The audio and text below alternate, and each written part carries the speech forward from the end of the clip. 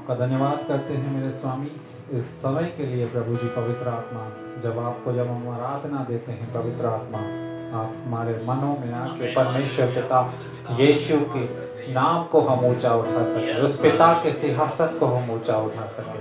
प्रभु जी जो वर्शिप जो दिल के हृदय से परमेश्वर पिता जो निकले मेरे प्रभु, वो तुझे महिमा देने पाए परमेश्वर पिता। हालेलुया, क्योंकि तू प्यार का सागर है परमेश्वर पिता, तेरी नाप कोई नहीं नाप सकता परमेश्वर पिता। हालेलुया, तू समुद्र से गहरा प्यार है तेरा प्रभु, तो आसमानों से ऊंचा परमेश्वर है। हालेलुया, ओ प्रभु हम तेरी स्तुति करने जा रहे हैं पवित्र आत्मा। हालेलुया, तू हमारा जो सहायक है प्रभु जी। हालेलुया, तू सत्य का परमेश्वर है। हालेलुया, तू पवित्र आत्मा प्रभु, हम तेरी उपस्थिति यहाँ मांग लेते हैं। हालेलुया, ताकि परमेश्वर पिता जो भी मेरे प्रभु जी ये आराधना प्रभु जी सुनने जा रहा है, हालेलुया, उनके घरों में मेरे खुदावन तेरी उपस्थिति पवित्र आत्मा की हो जाए। हालेलुया, हम धन्यवाद करते हैं मेरे स्वर्गीय पिता। हालेलुया, तुझे महिमा देने जा रहे हैं प्रभु जी। हालेलुया, हमारे दिल की गहराइयों से प्रभु हम तुझे स्तुति देने जा रहे हैं। हालेलुया, धन्यवाद प्रभु जी, धन्यवाद। हालेलुया, हालेलुया प्रभु जी, हालेलुया प्रभु जी। हालेलुया,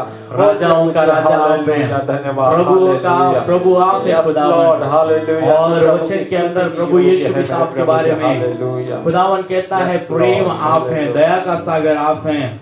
जो कोई खुदावन उस दया के सागर के अंदर तैरना सीख जाते हैं, वो निरंतर परमेश्वर पिता आपके साथ में आनंद मनाते हैं, खुशियों को मनाते हैं। इसलिए प्रभु यीशु हम धन्यवाद करते हैं, निरंतर परमेश्वर पिता तेरी वाणी को सुन करके तेरी आराधना को करने के लिए पिता परमेश्वर हमारी मदद और सहायता करिए। प्रभु यीशु हम धन्यवाद करते हैं, आज जो जीवन आपने हमको दिया है, यहाँ पर खुदावन जब आराधना करते हैं, आराधना के द्वारा परमेश्वर पिता अपने लोगों से आप बातचीत करिए प्रभु जी। धन्यवाद खुदावन, प्रार्थना यीशु के नाम से हम मांगते हैं, आमीन आमीन आमीन। हालेलुया, वो दया का सागर यीशु है, उसके लिए हम गीतों को गा करके उस परमेश्वर पिता का महिमा करेंगे। हालेलुया, यीशु पिता का, पवित्र आत्मा परमेश्वर पिता का हम मिल करके उसकी आराधना करें। हालेलुया,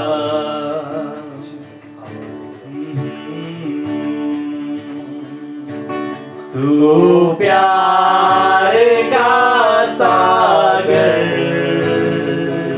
सागर दया का तू है, तू प्यार का सागर,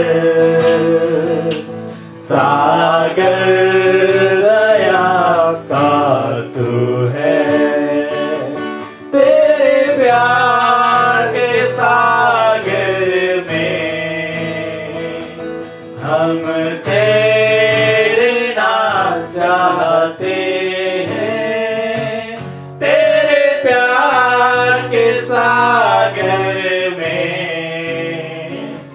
हम तेरे नाम चाहते हैं। तू प्यार का सागर, सागर दया का तू है, तू प्यार का सागर, सागर दया का तू है। गहराई मिले सागर की, ऊंचाई मिले आसमान की, गहराई मिले सागर की, ऊंचाई मिले आसमान की, पर कोई नाप ना पाएगा गहराई तेरे प्यार की, पर कोई नाप ना पाएगा गहराई तेरे प्यार की। तू प्यार का सागर, सागर दया का तू है, तू प्यार का सागर,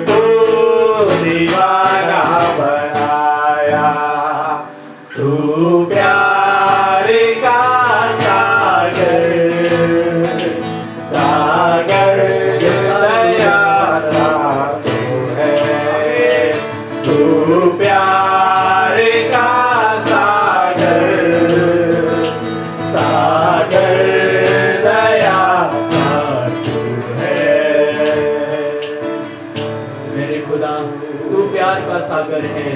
मेरे यीशु तो दया का सागर है, इसलिए हम आपकी इबादत करने के लिए, आपके नाम को ऊंचा उठाने के लिए हमारे हृदय को खुदावन और आपको हम सौंपते हैं। हालेलुया। जितने लोग सुन रहे हैं अपने हृदय को प्रभु के हाथों में और समर्पित करें। हालेलुया। और उसकी दया के सागर के अंदर, उसके दया के सागर के अंदर, उस और प्रेम के सागर के अंदर अपने आप को हालेलुया ओ ठहरने के लिए सौंप दें। उस दया के सागर के अंदर ठहरने के लिए आ जाए। हालेलुया। ओ मेरा खुदा जो दया का धनी परमेश्वर है, हालेलुया, वो अच्छा है, वो प्रेमी है, उसकी हम इबादत करें। हालेलुया।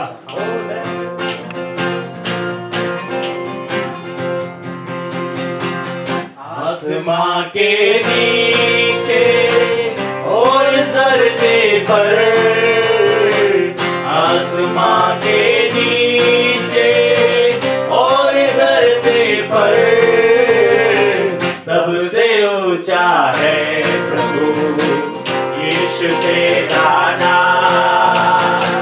सबसे ऊंचा है प्रभु यीशु तेरा नाम। अनंत जीवन देता प्रभु यीशु तेरा नाम। अनंत जीवन देता प्रभु यीशु तेरा नाम। सबसे ऊंचा है प्रभु यीशु तेरा नाम। सबसे ऊंचा है प्रभु यीशु तेरा नाम। आसमां के नीचे और धरती पर, आसमां के नीचे और धरती पर सबसे ऊंचा है प्रभु यीशु तेरा नाम। सबसे ऊंचा है प्रभु यीशु तेरा नाम। पवित्र आत्मा देता प्रभु यीशु तेरा नाम। पवित्र आत्मा देता प्रभु यीशु तेरा नाम। सबसे ऊंचा है प्रभु यीशु तेरा नाम। सबसे ऊंचा है प्रभु यीशु तेरा नाम। आसमां के नीचे और धरती पर, आसमां के नीचे और धरती पर सबसे ऊंचा है प्रभु यीशु तेरा नाम। सबसे ऊंचा है प्रभु यीशु तेरा नाम। हालेलुया। महिमा महिमा हो तेरी, महिमा महिमा हो तेरी, महिमा महिमा हो तेरी, महिमा महिमा हो तेरी। यीशु तेरी महिमा करता हूँ मैं सर्वदा। यीशु तेरी महिमा करता हूँ मैं सर्वदा। महिमा महिमा हो तेरी, महिमा महिमा हो तेरी, महिमा महिमा हो तेरी, महिमा महिमा हो तेरी। तेरे लिए जीऊंगा, तेरे लिए मरूंगा, तेरे लिए यीशु हरदस होऊंगा। तेरे लिए जीऊंगा, तेरे लिए मरूंगा, तेरे लिए यीशु हरदस होऊंगा। पर मैं तेरे वचन को फैलाता ही रहूंगा। पर मैं तेरे वचन को फैलाता ही रहूंगा। महिमा महिमा हो तेरी, महिमा महिमा हो तेरी, महिमा महिमा हो तेरी, महिमा महिमा हो तेरी। तेरी मोहर खाने से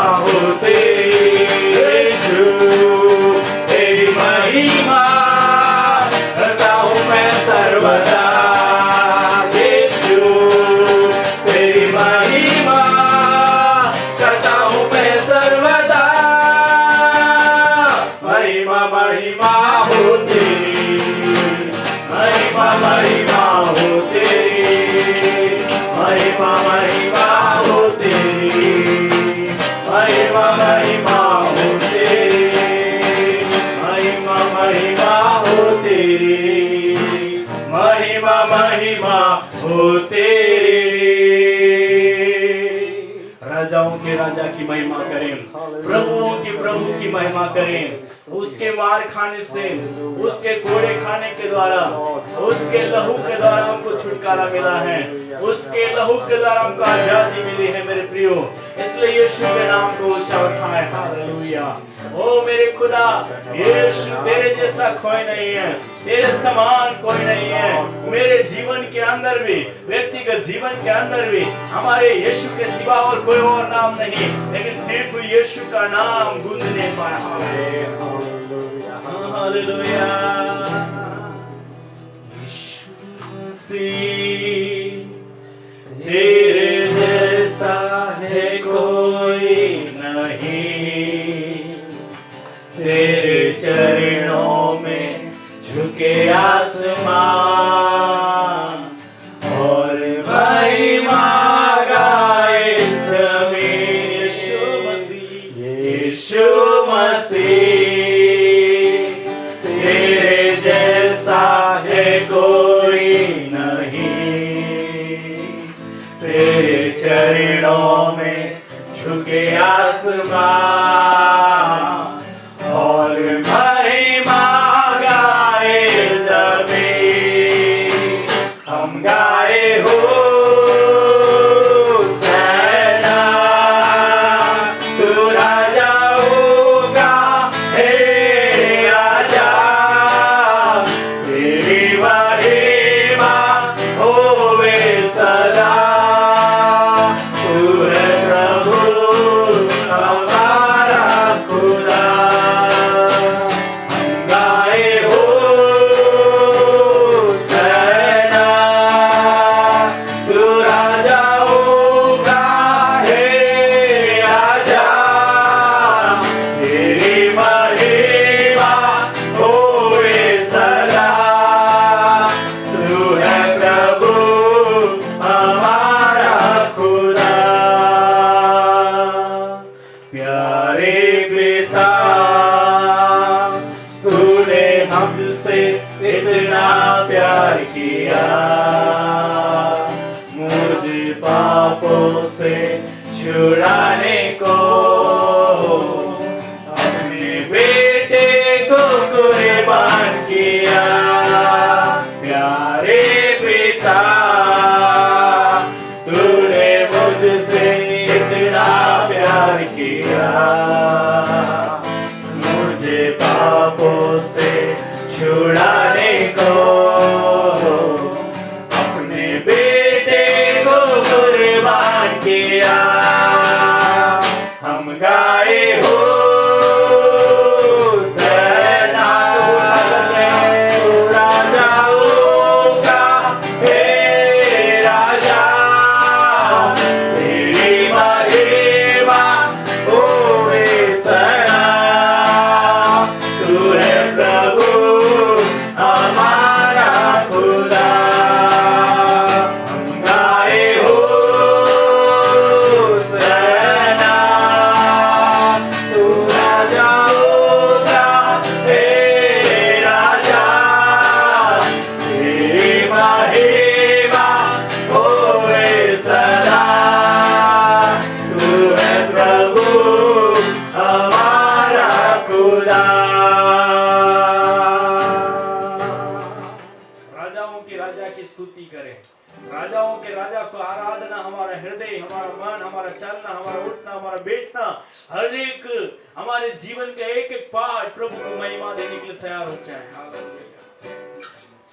तेरे नाम के लिए मैं जी सकूं डैडी। आज खुदावन आपके लिए जीने के लिए हमारे हृदय को आप तैयार करके प्रभु जी आपकी महिमा के लिए खुदावन उपयोगी पात्र बनाइए डैडी। धन्यवाद देते हैं, आपने हमारी आराधना में स्वीकार किया। हम धन्यवाद करते प्रभु, आपके दास जब वचन को लेकर के आ रहे हैं, उनके द्वारा भी अपने लोगों से आप बातचीत कर रहे हैं डैडी, इसलिए हम धन्यवाद करते हैं। Love you Holi spirit, love you daddy, love you पिता। आपका हम धन्यवाद देते हैं, प्यार करते हैं डैडी। और जब आपका वचन हमारे पास में आता है तो जितना प्रभु आपने कहा, मैं अपने नाम से भी अधिक अपने वचन को महत्व देता हूँ डैडी। जब आपके लोगों के पास में आपका वचन आता है तो लोग उसको बड़ी नम्रता पूर्वक अपने हृदय के अंदर रखने पाए और उसके अनुसार जीवन जीने पाए। धन्यवाद देते हैं, प्रार्थना यीशु के नाम से मांगते हैं, आमीन आमीन। प्रियो प्रभु यीशु मसीह के मधुर नाम में हम प्रभु भोज की इस विधि को करने के लिए आपका स्वागत करते हैं। ये तीसरा सप्ताह होगा 19 अप्रैल। तो प्रभु भोज हमारी कलीसिया में होता है, बेथेल चर्च ऑफ नेशंस में, परंतु हम सब इकट्ठा नहीं हो पा रहे हैं। इस कारण इस प्रभु भोज को हम आपको यहाँ पर करके दिखा रहे हैं।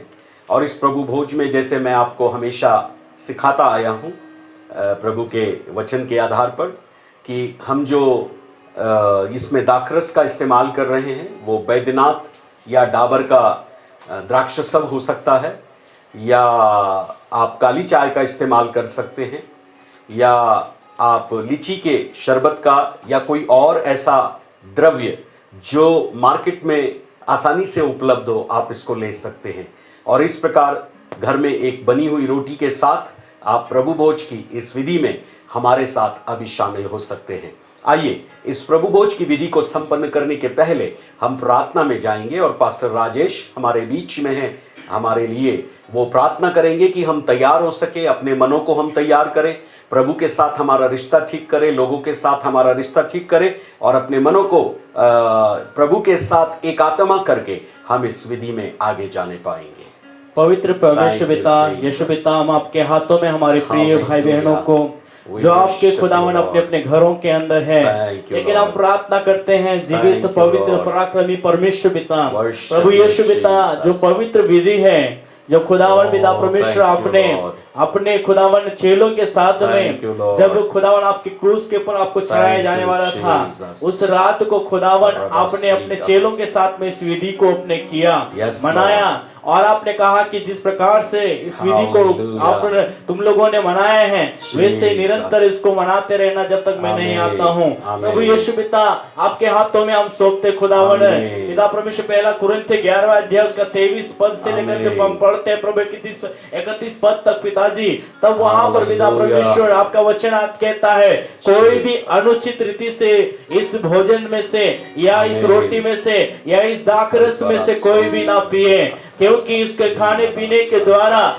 जो अनुचित रीति से लेते हैं वो अपने पर दंड लाते हैं। प्रभु यीशु पिता, इसलिए हमारे प्रिय भाई बहनों के लिए हम प्रार्थना करते हैं, सब अपने अपने मनों को खुदावन आपके सामने खुदावन खोलने पाए प्रभु जी। और सब लोगों ने पिता परमेश्वर प्रभु उनके खुदावन जाने में उनसे जो भी त्रुटियां हुई है पिता परमेश्वर को क्षमा करिए। और जब खुदावन आपका पिता परमेश्वर देह और आपके लहू अर्थात पिता परमेश्वर जो खुदावन रोटी और दाखरस से पिता परमेश्वर उसमें से जब खाते और पीते हैं, तो खुदावन आपके वचन के अनुसार पिता परमेश्वर आपकी आशीष उनके जीवन के अंदर जो खुदावन अच्छा स्वास्थ्य, अच्छा पिता परमेश्वर हेल्थ और लंबी आयु देकर के आप जो आशीष करते प्रभु जी, खुदावन लेकर के खुदावन कई लोगों के लिए आशीष का कारण बनने पाए हम प्रार्थना करते हैं प्रभु जी। प्रत्येक लोगों को शुद्ध और पाक और पवित्र करिए प्रभु जी, और जाने अनजाने में पिता परमेश्वर जो भी हुआ गलतियां प्रभु जी उनको क्षमा करिए। और इस पिता परमेश्वर रोटी में से और दाखरस में से लेकर के प्रभु यीशु पिता की देह और उसके लहू को याद करें। और यीशु मसीह मेरे लिए मारा गया, गाड़ा गया, तीसरे दिन मृत्यु में से जी उठा, यीशु जिंदा है और उसके जी उठने का प्रचार करने पाए हम प्रार्थना करते हैं। धन्यवाद देते प्रभु यीशु, हमारे प्रिय भाई बहनों को पूरी रीति से शुद्ध और पाक और पवित्र करके प्रभु जी आपकी महिमा के लिए खुदावन आपके जीवन की जो रोटी है, जीवन का जो जल है, उसमें से खाकर अपनी भूख और प्यास को बुझाए और आपके नाम की महिमा करते रहें। यीशु के नाम से इस प्रार्थना को मांगते हैं, आमीन। अभी हम एक गीत में जाएंगे और उस गीत को गाने के बाद हम प्रभु के वचन को पढ़ने पाएंगे। इस गीत को आप भी हमारे साथ गा सकते हैं यदि आपने रोटी तैयार कर ली है और प्याले को तैयार किया है। प्याला यदि आपके पास नहीं है, आपके पास घरों में कप होंगे चाय के, आप उस कपों का इस्तेमाल कर सकते हैं। जब तक ये गीत हो रहा है हम प्रभु की उपस्थिति में जा करके इसको संपन्न कर सके, इसलिए अपने मनों को हम तैयार करें मेरे प्रियो। खून की नदी जारी है यीशु की सूली से, और जो कोई उसमें नहावेगा इंसाफ होगा। मैं जानता हूँ, मैं मानता हूँ, यीशु मेरे लिए सलीब हुआ था कुर्बान बचाने को मुझे। प्रभु के वचन को भाई भरत पढ़ने में हमारी अगुवाई करेंगे। पहला कुरिन्थियों, 1 Corinthians 11th chapter, उसका 11वां अध्याय और उसके 23 पद से लेकर 32 पद तक, 23rd verse to 32nd verse तक पढ़ने में भाई हमारी मदद करेंगे। और यदि आपके पास बाइबल है, आप भी अपनी बाइबल को पहला कुरिन्थियों 11वां अध्याय 23 पद से 32 पद तक के लिए खोल लीजिए और हमारे साथ आप पढ़ना प्रारंभ करें। क्योंकि यह बात मुझे प्रभु से पहुंची और मैंने तुम्हें भी पहुंचा दी कि प्रभु यीशु ने जिस रात वह पकड़वाया गया रोटी ली और धन्यवाद करके उसे तोड़ी और कहा, यह मेरी देह है जो तुम्हारे लिए है, मेरे स्मरण के लिए यही किया करो। इसी रीति से उसने ब्यारी के पीछे कटोरा भी लिया और कहा, यह कटोरा मेरे लहू में नई वाचा है, जब कभी पियो तो मेरे स्मरण के लिए यही किया करो।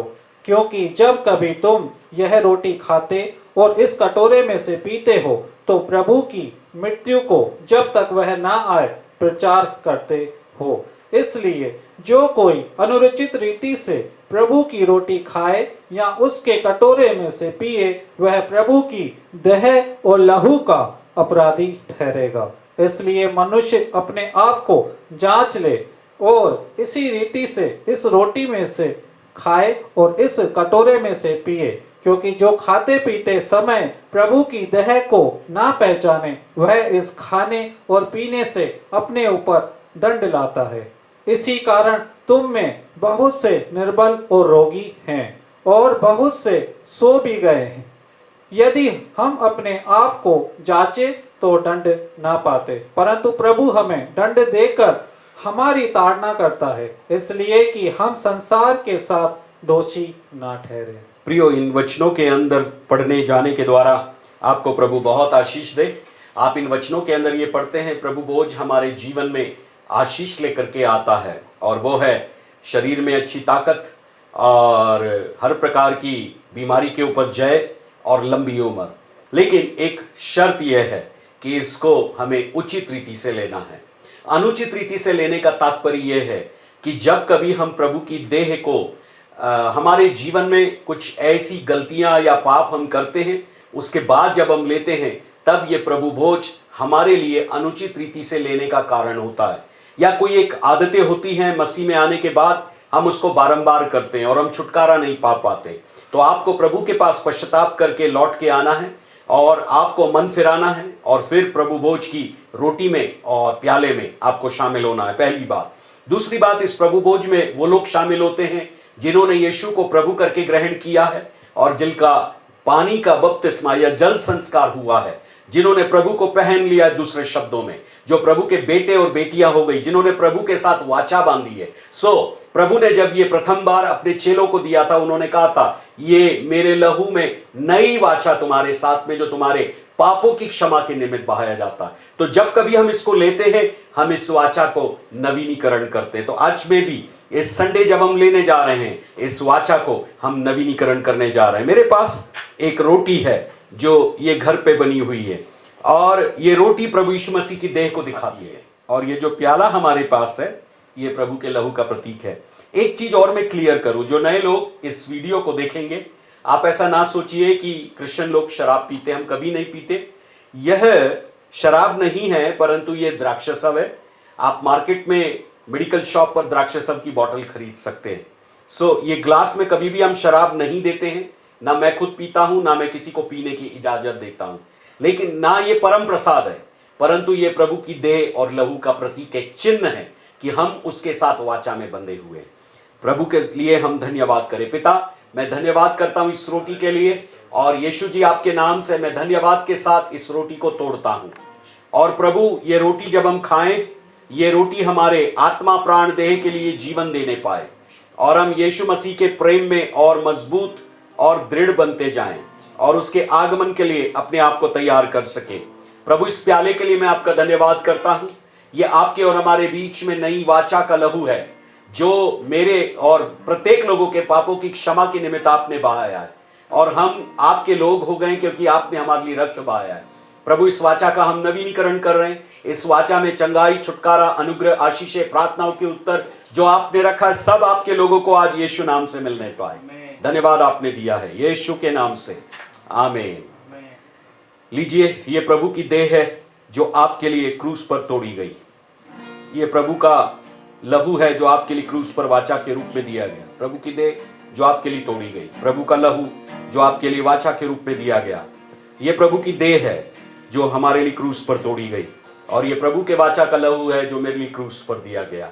हम कुछ देर धन्यवाद करें। धन्यवाद प्रभु, धन्यवाद यीशु, धन्यवाद, धन्यवाद आपके लहू के लिए, धन्यवाद आपके शरीर रूपी उस प्रभु खुदाबंद मंदिर को क्रूस पर तोड़ा गया प्रभु, ताकि हम नव जीवन पाएं, पिता के साथ एक हो जाएं, आत्मा में आपसे अनंत जीवन पाएं। धन्यवाद प्रभु, धन्यवाद। धन्यवाद के साथ इसे स्वीकार करें।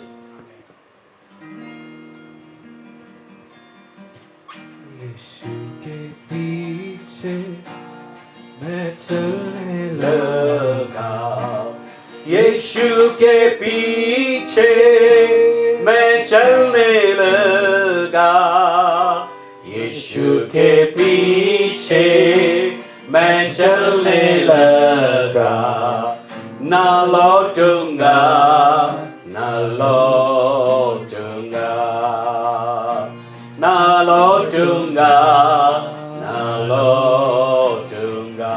संसार को छोड़कर, संसार को छोड़कर, सलीब को लेकर, सलीब को लेकर, संसार को छोड़कर, सलीब को लेकर, संसार को छोड़कर, सलीब को लेकर, ना लौटूंगा, ना लौटूंगा, ना लौटूंगा, ना लौटूंगा। हम प्रार्थना में जाएंगे। भाई भरत प्रार्थना में अगुवाई करेंगे। Thank you Jesus. प्रभु जी मैं धन्यवाद करता हूँ प्रभु जी। Worship you Lord. प्रभु जी जिन भाइयों ने, जिन बहनों ने परमेश्वर पिता जो प्रभु जी तेरे लहू में मेरे खुदावन जो वाचा का जो प्रभु जी तूने लहू का प्याला दिया प्रभु, उसके लिए हम धन्यवाद करते हैं। जो तूने अपना बदन दिया परमेश्वर पिता, हम उसके लिए धन्यवाद करते हैं। जो हमारे लिए तोड़ा गया परमेश्वर पिता, जो प्रभु जी तूने रक्त बहाया क्रूस पर परमेश्वर पिता, एक एक बूंद दे दी परमेश्वर पिता तूने हमारे लिए, हम आपका धन्यवाद करते हैं प्रभु जी। हाँ पिता, हम तेरा धन्यवाद करते हैं और धन्यवाद करते हैं उन भाइयों के लिए, उन बहनों के लिए प्रभु जिनने प्रभु जी तेरे इसमें प्रभु जी सहभागिता हुए हैं परमेश्वर पिता, जिनने प्रभु जी ये रोटी ली है और परमेश्वर पिता तेरे रक्त में से जो प्याला पिया है परमेश्वर पिता, इनको आप ब्लेस करें मेरे प्रभु जी, इनके शरीरों को मेरे परमेश्वर के मेरे खुदावन हालेलुया, हर एक शराबों से तूने छुटकारा दिया है। हम तेरा धन्यवाद करते हैं परमेश्वर पिता। ये आशितों में परमेश्वर पिता तुझ में बढ़ते जाएं परमेश्वर पिता, आत्मिक उन्नतियों में बढ़ते चले जाएं परमेश्वर पिता हालेलुया। और प्रभु जी क्रूस लेकर प्रभु जी निरंतर ही आगे बढ़ते चले जाएं प्रभु, वो संसार को पीछे मुड़ के ना आए मेरे परमेश्वर पिता हालेलुया। जो प्रभु परमेश्वर पिता तूने हमें जीवन दिया और प्रभु जी तेरे आगमन के लिए प्रभु जब तू बादलों पर आ रहा है परमेश्वर पिता, ये हमें तैयार कर परमेश्वर पिता, उन भाइयों को तैयार कर, उन बहनों को तैयार कर परमेश्वर पिता, उन विश्वास में परमेश्वर पिता तो दृढ़ कर परमेश्वर पिता, वचन के आधार पर प्रभु जी उनका जीवन कर दे मेरे प्रभु। हम धन्यवाद करते हैं प्रभु, तूने हर एक मनो को जांचा है प्रभु, हम तेरा धन्यवाद करते हैं प्रभु। वो सारी महिमा हम आपको देते हैं, यीशु के नाम से दुआ मांगते हैं, आमीन आमीन आमीन। प्रियो, जितने लोगों ने इसमें भाग लिया है, मैं एक छोटा सा सुझाव आपको ये देना चाहता हूँ। जिस घर में पति है या पिता है वो प्रार्थना करके इस प्रकार प्रभु भोज को संपन्न करें। जिस घर में पिता या पति नहीं है, माँ है या मम्मी है, आप इस विधि को संपन्न करें। जिस घर में एक ही विश्वासी है और बाकी सब अविश्वासी लोग हैं, आप इस विधि को अकेले के रूप में संपन्न करें। परमेश्वर पिता धन्यवाद आपका इस विधि के लिए। यीशु के नाम से लेने वालों को, देने वालों को आशीष दीजिए। यीशु के नाम से मांगते हैं, आमीन। हम प्रभु की प्रार्थना करेंगे।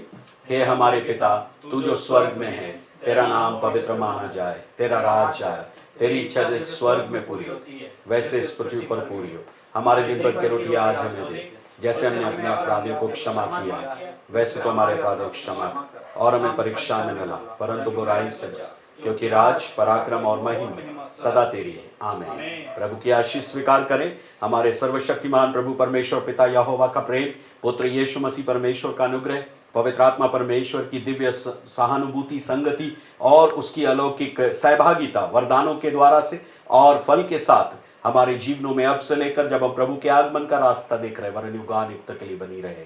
और सब लोग कहें आमीन। शालोम। आप सबको प्रभु आशीष दे। प्रियो, पुनः एक बार आज के सुबह के वक्त रविवार की आराधना में आप सबसे फेसबुक, यूट्यूब या मीडिया चैनल के द्वारा आप जहां पर भी देख रहे हैं, मैं आपका अभिवादन प्रभु यीशु के नाम से करता हूं। आपको धन्यवाद देता हूं कि आपने अभी तक हमारे चैनल को सब्सक्राइब किया है और आप इस संदेशों का आत्मिक लाभ उठा रहे हैं। प्रभु यीशु मसीह की आशीष, प्रभु की करुणा, प्रभु की दया आपके जीवन को यीशु मसीह के नाम से परिपूर्ण करती रहे। और आज तीसरा रविवार है इस अप्रैल महीने का, और लॉकडाउन के चलते बहुत सारी जगहों पर घरों में ही आराधना हो रही है, या लाइव आराधना दे रहे हैं या रिकॉर्डेड आराधना दे रहे हैं। तो हम ये चाहते हैं कि आप हमें ज़रूर कमेंट्स लिखें आप जब इस वचन को सुनते हैं।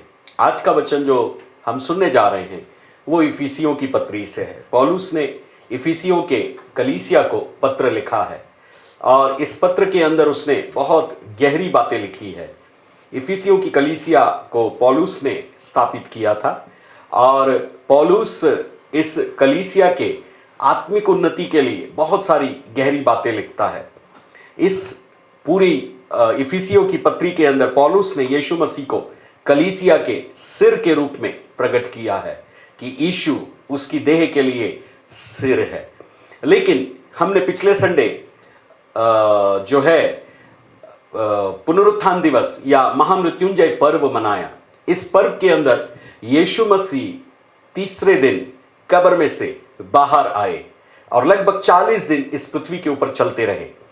अब सवाल इस बात का है कि लगभग 2020 साल हो गए हैं, प्रभु स्वर्ग में पिता की दाहिनी ओर विराजमान है। बाइबल हमको यह सिखाती है। मरकुस 16वां अध्याय आखिरी वचन में लिखा है कि वो पिता की दाहिनी ओर बैठ गए हैं। प्रेरितों के काम की पुस्तक भी हमको ये सिखाती है, पिता के दाहिनी ओर यीशु मसीह बैठ गए। और बाइबल में कई हवाले ऐसे दिए हैं जहां पर यह लिखा है कि वो पिता की दाहिनी ओर विराजमान है। तो मैं आपके लिए यीशु से संबंधित कुछ बातों को पढ़ना चाहता हूं और यीशु किस स्थान में है ये बात मैं आपको बताना चाहता हूं। इफिसियों की पत्री उसका पहला अध्याय और उसके 19वें वचन में लिखा है, और उसकी सामर्थ जो विश्वास करते कितनी महान है, उसकी शक्ति के प्रभाव के उस कार्य के अनुसार जो उसने मसीह के विषय में किया कि उसको मरियों में से जिलाकर स्वर्गीय स्थानों में अपनी दाहिनी ओर सब प्रकार की प्रधानता और अधिकार और सामर्थ और प्रभुता के और हर एक नाम के ऊपर जो न केवल इस लोक में पर आने वाले लोक में लिया जाएगा बिठाया, और सब कुछ उसके पांव तले कर दिया, और उसे सब वस्तुओं पर शिरोमणि या मुखिया ठहराकर या सिर ठहराकर कलीसिया को दे दिया।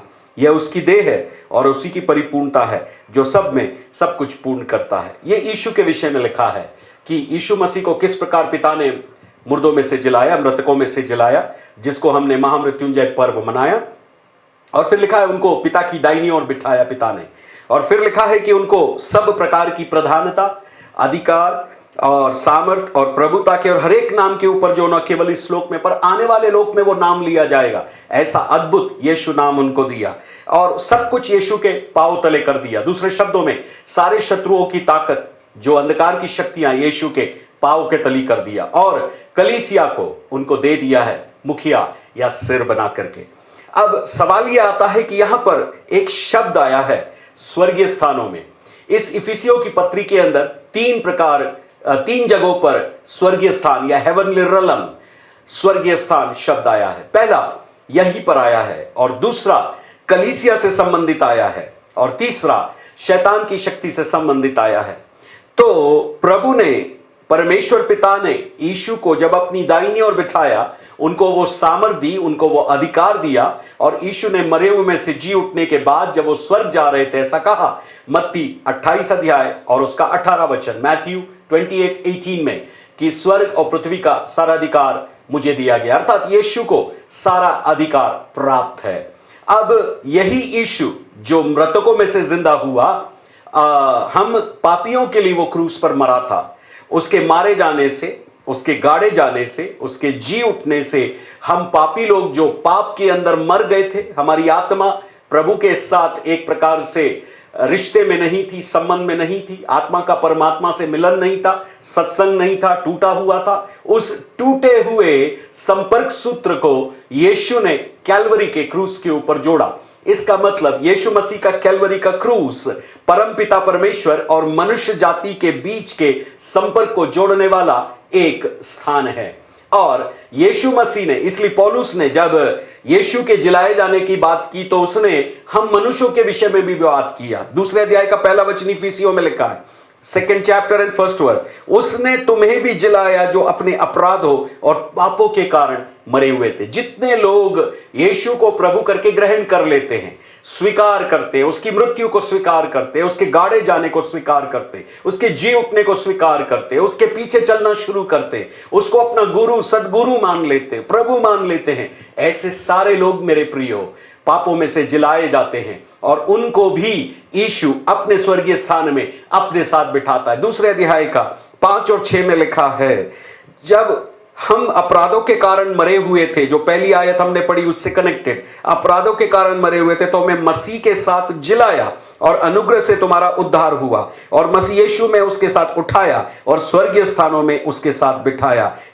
अर्थात हमको जिलाया, हमको उठाया और हमको बैठाया। यीशु को पिता ने जिलाया और यीशु ने मुझको और आपको पवित्र आत्मा की शक्ति से हमको जिला दिया और हमारी आत्मा को जिलाकर हमें उन पाप की अवस्था से उठाया और अपने साथ हमें स्वर्गीय स्थान में बिठाया। इसका मतलब एक व्यक्ति जब प्रभु को उद्धार करता, ग्रहण करता है, वह स्वर्गीय नागरिक है। उसकी आत्मा यीशु के साथ में जुड़ गई है और यीशु के साथ जुड़ने के कारण वो स्वर्गीय आशीषों को अपने जीवन के अंदर पाता है। इसलिए इफिसी 1:3 में कहता है कि यीशु मसीह ने हमको स्वर्गीय स्थानों की सारी आशीष दे दी है। अब ये स्वर्गीय स्थानों की आशीष क्या है? यदि आप बहुत ध्यान से पहला अध्याय और उसके 4थे वचन से लेकर करीब 14 वचन तक पढ़े तो पिता परमेश्वर की आशीष है, पुत्र परमेश्वर की आशीष है, पवित्र आत्मा परमेश्वर की आशीष है। पिता परमेश्वर ने जगत की उत्पत्ति से पहले हमको चुना और उन्होंने हमारा नाम जाना और उन्होंने हमको ये ठहराया कि हम यीशु मसीह में चुने जाएं और ठीक समय पर उद्धार पाकर हम परमेश्वर के बेटे और बेटियां बन जाएं। यीशु मसीह के द्वारा जो काम हुआ वो ये हुआ कि जब हम उसके क्रूस के पास आए, और वहां लिखा है प्रभु के वचन 1 अध्याय के 7 इफिसियों में कि हमको प्रभु ने जब जिलाया मृतकों में से या मरे हुए में से, पाप की अवस्था से, तब हमारे अपराधों की क्षमा मिली, छुटकारा मिला हमको, हम खरीदे गए, हम मार्केट में बिक गए थे, हमको मार्केट में से प्रभु ने छुड़ाया और ना केवल पापों की क्षमा दिया लेकिन अपना अनुग्रह उसने हमको दिया ताकि हम प्रतिदिन उस अनुग्रह में चलकर पवित्र जीवन जी सके, परमेश्वर को प्रसन्न कर सके और उसके आगमन के लिए एक दिन स्वर्ग जाने के लिए तैयार हो सके और अनंत जीवन के भागी जो हो गए हैं, हम अनंत जीवन में एक दिन प्रवेश कर सके। और उसी कारण यीशु ने एक और बड़ा काम किया, प्रत्येक विश्वास करने वालों को पवित्र आत्मा की छाप उन पर लगा दी है, और वो छाप इसलिए लगी है क्योंकि यीशु मेरा स्वामी है और पवित्र आत्मा उस छाप के द्वारा एक दिन जब यीशु बादलों पर आएगा, हमारे शरीरों को, हमारे प्राण को और हमारी आत्मा का दीनहीन देह का रूप बदलकर हमें यीशु की महिमा की देह के अनुकूल बना देगा। तो ये रहस्य आपकी आत्मा में उतर जाना चाहिए कि यीशु मसीह की मृत्यु साधारण मृत्यु नहीं है, मेरे और आपका पाया हुआ उद्धार साधारण उद्धार नहीं है, लेकिन यीशु का इसके पीछे बलिदान है, यीशु का इसके पीछे नाम है, यीशु का इसके पीछे जो है रक्त है, यीशु के पवित्र आत्मा का कार्य मेरे जीवन के अंदर चल रहा है। लेकिन एक बात जो हमको जानना है जैसा यीशु जगत में 33.5 वर्ष रहा, वैसे मुझको और आपको भी इस दुनिया में रखा गया है। लेकिन यीशु का एक विरोधी था जो मेरे और आपका भी विरोधी है। यह पत्री हमको यही सिखाती है। यीशु का विरोधी जो है वह शैतान था, क्योंकि वो आदम का और उनकी संतानों का भी विरोधी था। इसलिए तो आदम और हवा को बहकाकर जो अधिकार परमेश्वर ने उनको दिया था, शैतान ने वो अधिकार छीन लिया और यीशु क्रूस पर मरा, गाड़ा गया, जिंदा हुआ। छिने हुए अधिकार को शैतान से उसने वापस लिया, नरक के दरवाजों को उसने बंद किया, स्वर्ग का दरवाजा हमारे लिए उसने खोल दिया। हालेलुया। और स्वर्ग का दरवाजा खोलने के कारण से आज वो स्वर्ग और पृथ्वी का अधिकारी है। सो मैं आपको यह सुसमाचार इसलिए सुना रहा हूं क्योंकि आप उद्धार पाए हुए हर एक जन यीशु मसीह के द्वारा से परमेश्वर की संतान है और आपको स्वर्गीय राज का उत्तराधिकारी बनाया गया है। आमीन, हालेलुया। तो जिस दिन एक विश्वासी यीशु को प्रभु करके ग्रहण कर लेता है, उसको प्रभु के साथ चलना सीखना है प्रत्येक दिन, और चलते चलते चलते चलते उसको प्रभु एक दिन योद्धा बनाता है। क्योंकि प्रत्येक जन जिसने यीशु को ग्रहण किया है वो विश्वास में एक योद्धा है। इसलिए पौलुस ने 2 तीमुथियुस 2 तिमोथी 2 चैप्टर 3 वर्स 2 अध्याय के 3 पद में ऐसा कहा है, मसीह यीशु के अच्छे योद्धा के नाई मेरे साथ दुख उठा। इसका मतलब यह है हर एक विश्वासी योद्धा है जो प्रभु के साथ चलना चाहता है, प्रभु के लिए जीवन जीना चाहता है, और उसके विरोध में शैतान और उसकी शक्ति जैसे आदम के खिलाफत थी, यीशु के खिलाफत थी, आज मेरे और आपके खिलाफत भी होंगी। आपके मन में जरूर एक प्रश्न आएगा, तो फिर मुझे यीशु को ग्रहण करने से क्या मतलब है? ध्यान दीजिएगा, जब हम यीशु को ग्रहण नहीं किए थे तब परमेश्वर हमारा शत्रु था और नरक हमें प्राप्त होने वाला था। लेकिन यीशु ही वो प्रभु है जो इस दुनिया में मानव बनकर के अवतार लिया, हमारे लिए मानव बनकर दुख सहा, परीक्षाओं से गुजरा, दुखों से गुजरा, हर प्रकार की कष्टों को, पीड़ाओं को, श्रापों को उसने अपने ऊपर ले लिया और हमें छुटकारा देने के लिए सलीब की उस दर्दनाक मौत को सहकर उस मृत्यु की वादी से होकर वो गुजरा और तीसरे दिन जी उठकर मुझे और आपको उसने परमेश्वर पिता की आशीषों से आशीषित कर दिया है। अब हम मृत्यु से जीवन के अंदर में आ गए हैं। जैसे मान लो एक व्यक्ति बीमार पड़ता है और बीमार पड़ने पर वो मृत्यु तक चला जाता है, और मृत्यु से जिस दिन वो डॉक्टर लोग कहते हैं कि इसको 48 घंटे का टाइम है, और फिर जब वो 48 घंटे, फिर कहते 24 घंटे, फिर कहते हैं कुछ घंटे, और एक दिन वो मौत को हरा करके जब वापस बाहर निकल आता है, तब उसके परिवार के लोग यही कहते हैं, तुम तो मौत के मुंह में चले गए थे लेकिन तुमको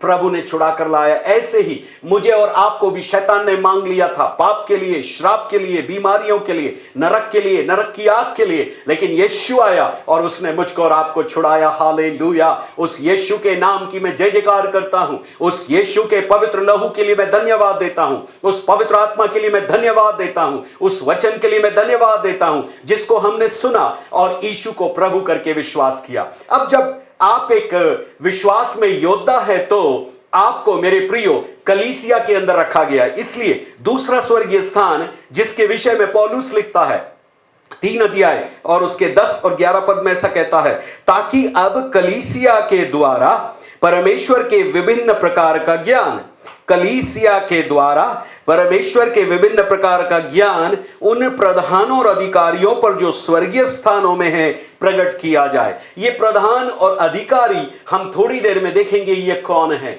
ये हमारे शत्रु हैं, ये हमारे विरोधी हैं, ये हमारे विश्वास के विरोधी हैं, ये हमारे हर एक प्रकार से आत्मिक जीवन के विरोधी हैं, ये हमारे जीवन के अंदर नरक में ले जाने वाली शक्तियां हैं। लेकिन जब हम यीशु से प्रभु करके उसको मान लेते, यीशु को मानने के बाद पवित्र आत्मा से भर जाते और हम प्रभु के उस आत्मा से भरकर इस वचन की आज्ञाओं को मानना शुरू करते, तब शत्रु हमारे विरोध होता है। लेकिन ध्यान रखिएगा, प्रभु ने जैसे विजय पाया, उन प्रधानों को हराया क्रूस के ऊपर। कोलोसियंस 2 चैप्टर एंड 15 वर्स 2 के 15 में लिखा है, उसने अपने ऊपर से सारी प्रधानता और अधिकार को उतार कर उनका खुल्लम खुल्ला तमाशा मनाया और क्रूस के कारण उनके ऊपर जय जयकार की ध्वनि सुनाई। यीशु ने क्रूस पर वो जो 3 घंटे आखिरी के थे, बड़ा युद्ध लड़ा जहां अंधकार हो गया था और उसने उनके ऊपर विजय हासिल किया। तो मुझे और आपको भी वही प्रभु इस संसार में इसलिए रखा है ताकि मैं और आप भी उस प्रभु यीशु के नाम से, प्रभु यीशु के लहू से, पवित्र आत्मा की शक्ति से, परमेश्वर के वचन के द्वारा जो विश्वास उसने हमारे अंदर दिया उसको प्रभु मानने के द्वारा हम विजय को प्राप्त कर सके और हम विजय से विजय में चल सके। सो कलीसिया के द्वारा परमेश्वर के नाना प्रकार का ज्ञान, ये क्या बात है, नाना प्रकार के ज्ञान। पौलुस यहां क्या कहना चाहता है? पौलुस यहां कहना चाहता है जब कभी हम वचन पढ़ते हैं, आज्ञा मानते हैं, ये परमेश्वर का एक विशेष प्रकार का ज्ञान है। जब हम प्रचार करते हैं, ये भी एक प्रकार का ज्ञान है। जब हम वचन की शिक्षा किसी को देते, ये भी एक प्रकार का ज्ञान है। जब हम आत्मिक रीति से बढ़ोतरी के लिए उपवास करते हैं, आराधना करते हैं, प्रार्थना करते हैं, स्तुति करते हैं, धन्यवाद देते हैं, परमेश्वर के वचन को अपने मुख से बोलते हैं, ये परमेश्वर के नाना प्रकार का ज्ञान है। इतना ही नहीं, जो बातें आंखों ने नहीं देखी, कानों ने नहीं सुनी, मनुष्य के चित्त में नहीं उतरी, ऐसी बातें प्रभु ने अपनी आत्मा के द्वारा हमारी आत्मा में डाल दिया है। और उन प्रकाशनों को लेकर जब हम बोलना शुरू करते हैं, ये वो नाना प्रकार का ज्ञान है। और आत्मिक दुनिया के अंदर जब हम इसको बोलते हैं, हम यीशु जैसा शैतान के ऊपर तहलका मचाते हैं और अंधकार की शक्ति हमारे पांवों के तले है। रोमियो 16:20 कहता है, शांति का परमेश्वर शीघ्र शैतान को तुम्हारे पांव तले को चुनवा देगा। लूका 10:19 कहता है कि हर एक सांपों को और बिच्छुओं को रौंदने का अधिकार प्रभु ने हमको दिया है, शत्रु की सारी ताकत पर अधिकार दिया, हमें किसी वस्तु से कुछ भी हानि नहीं होगी।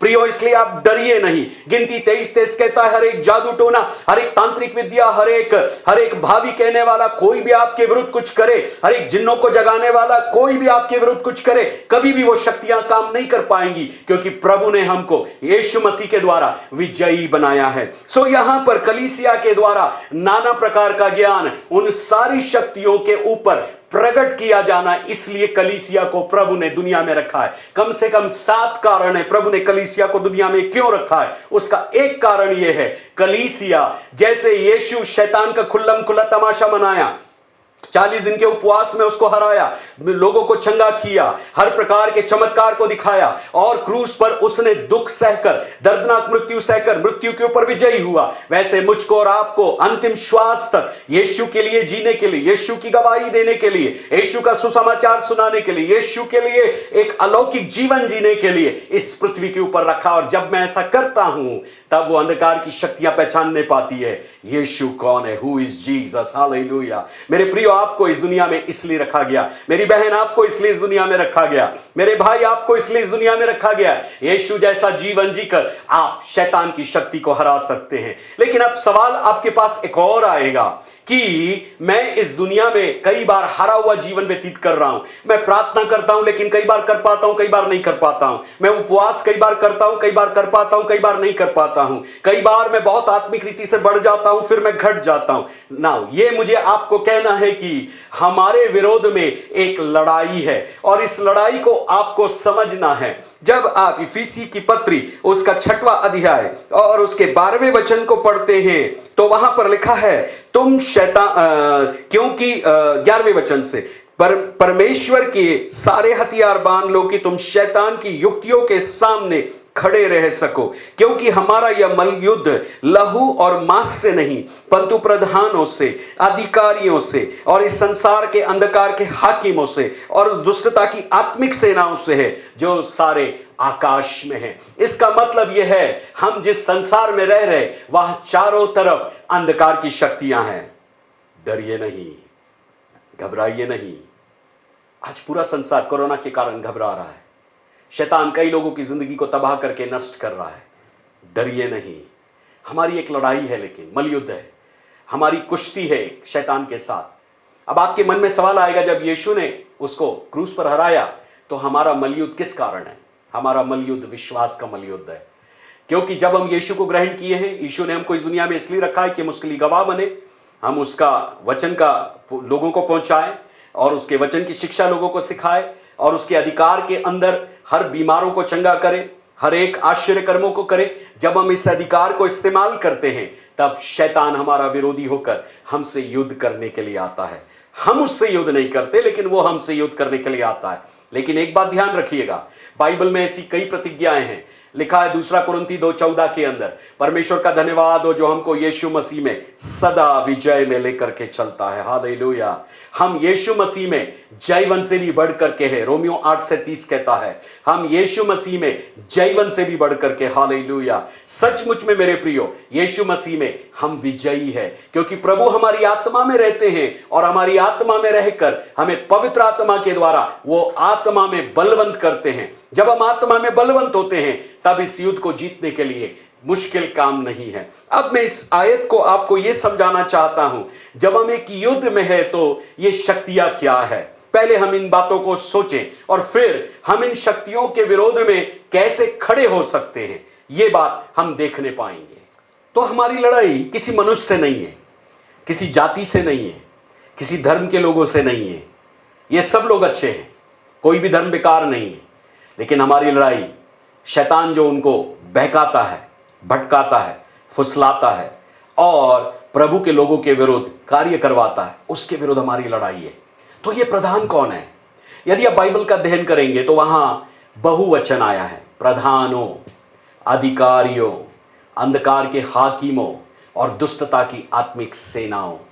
जब इन बातों पर आप आत्मिक रीति से चिंतन करेंगे तो आपको समझ में आएगा कि एक समय शैतान परमेश्वर के सम्मुख में रहने वाला आराधक स्वर्गदूत था। एजकेल 28 चैप्टर 28वां अध्याय और यशाया आइजिया 14 चैप्टर 12th वर्स से पढ़ेंगे। यह घमंड के कारण नीचे गिर पड़ा, अर्थात परमेश्वर ने उसको उसके स्थान से हटा दिया। उसके घमंड करने का कारण पाप था, लेन देन करना था, परमेश्वर का स्थान लेना था। तब उसने जिस सिस्टम को, जिस क्रम को प्रभु ने उसको स्वर्ग में दिया था, उस क्रम को उसने अपने साथ में लेकर आया, क्योंकि उसके साथ 1/3 स्वर्गदूत और गिरा दिए गए। पहले ये लूसीफर के नाम से जाना जाता था, अभी ये शैतान के नाम से जाना जाता है। लूसीफर का मतलब है प्रकाश पुंज, प्रकाश स्तंभ, लाइट बियरर, लेकिन शैतान का नाम है विरोधी या दोष देने वाला, एडवर्सरी।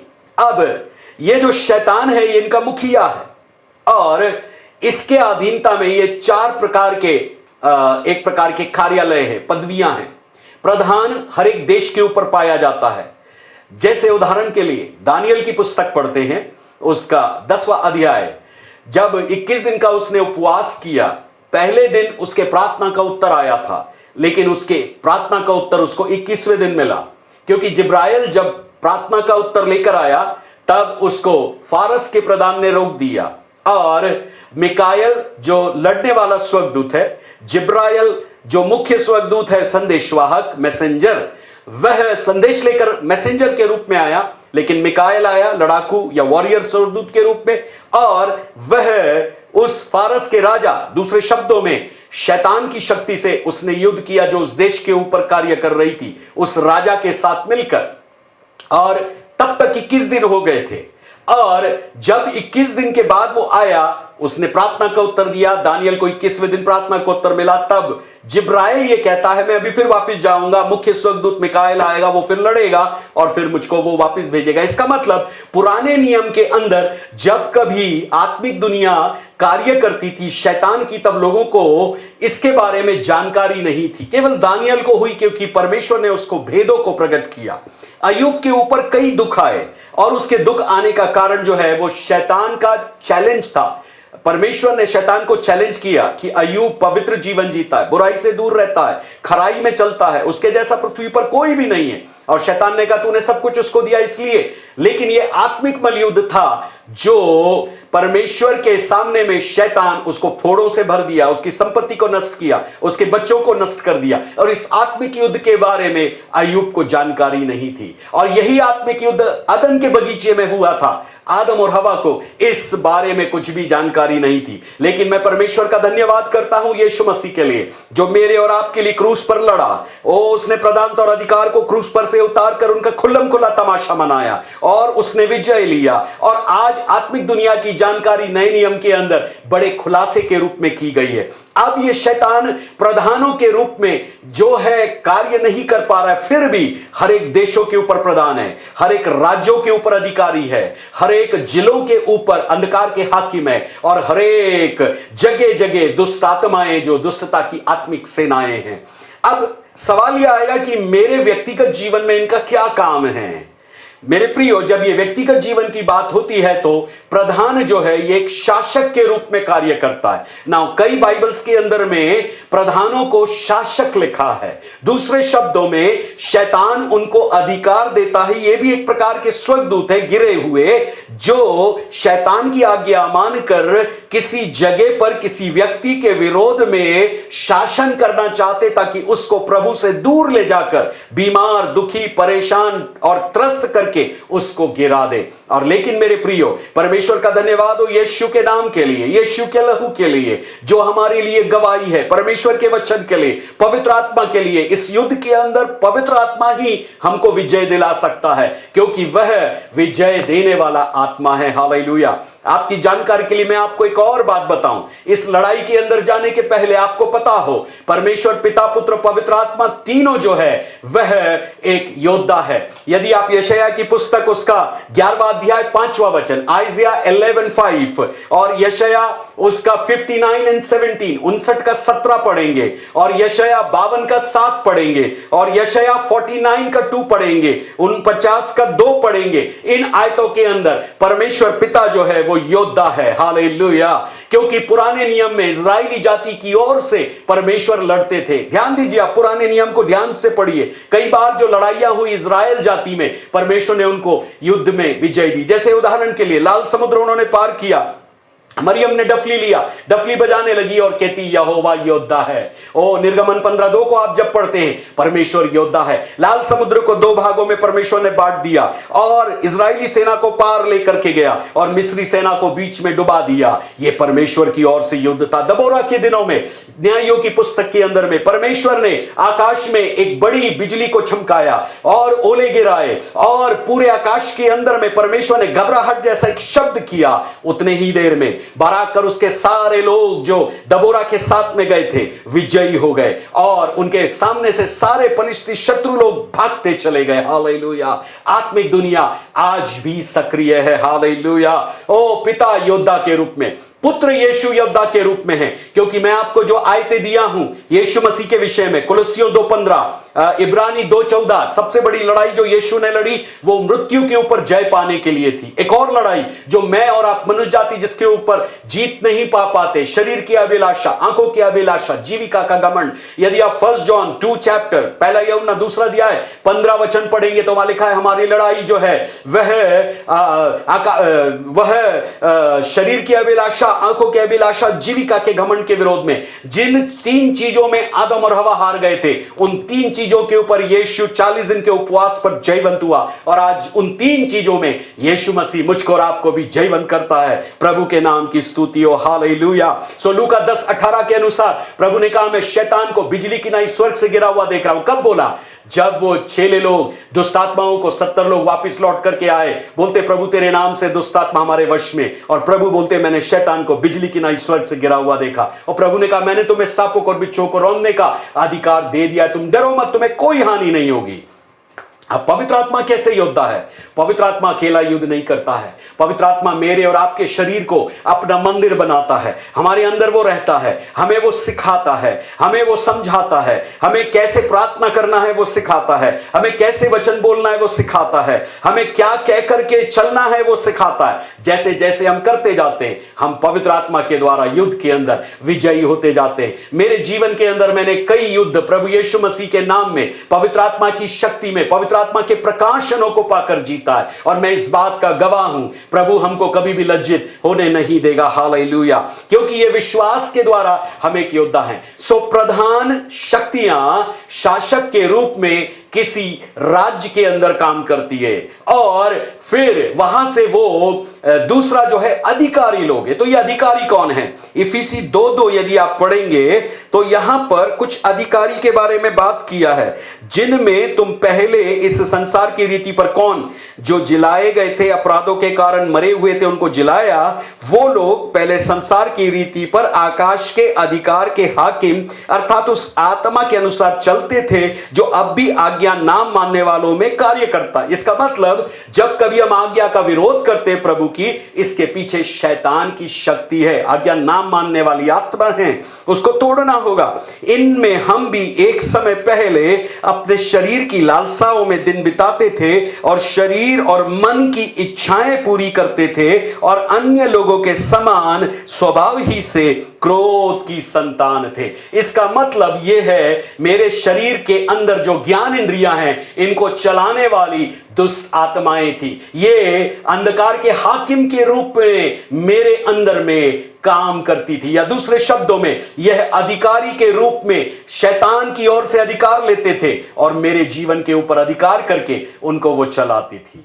और ये आकाश की जो 6वें अध्याय इफिसियों के 12वें वचन के अनुसार आकाश के जो अधिकारी है, ये मानवीय शरीर को अभिलाषाओं से, हर प्रकार के गंदे विचारों से, हर प्रकार के गंदी आदतों से, जो दुष्टात्माओं से प्रेरित है, भरते हैं। लेकिन जो लोग यीशु को प्रभु करके ग्रहण करते हैं, पवित्र आत्मा जब उनके अंदर आ जाता है, ये सारी शक्तियां उनके अंगों से टूट जाती है और पवित्र आत्मा हमारे शरीर के अंदर रहने के कारण, प्रभु का वचन पढ़ने से, पालन करने से, पवित्र जीवन जीने से हमारा शरीर पवित्र आत्मा का मंदिर बन जाता है।